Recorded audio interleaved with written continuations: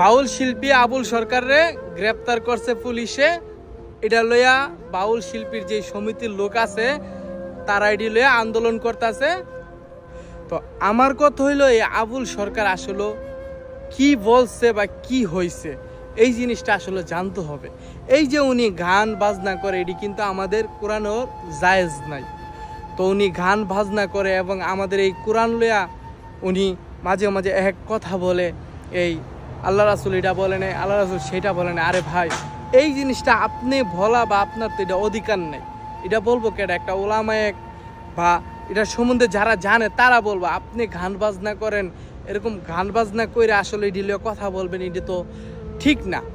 তো যারা আন্দোলন করতেছে তাদের উদ্দেশ্যে আমি বলি, দেখেন আপনারা শিল্পী বা আপনারা গান বাজনা করে খান বা 2 টাকা ইনকাম করেন, কিন্তু আপনাদের এই জিনিসটা অন্তত মাথার ভিতরে রাখা দরকার। আপনারা একটা মুসলিমের সন্তান, আপনারা মুসলিম সন্তান হইয়া যারা আমাদের কোরআনের বিরুদ্ধে কথা বলবো তাদের পক্ষ কিভাবে নিতে পারেন?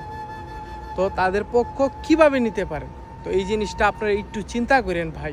কারণ দিন শেষে রাত শেষে সবাই আমরা কবরে চলে যাব, কিন্তু কবরে চলে গিয়ে আমরা কি জবাবটা দিব, এই চিন্তাটা এই ধারাটা সবার মাথার ভিতরে অন্তত রাখা দরকার।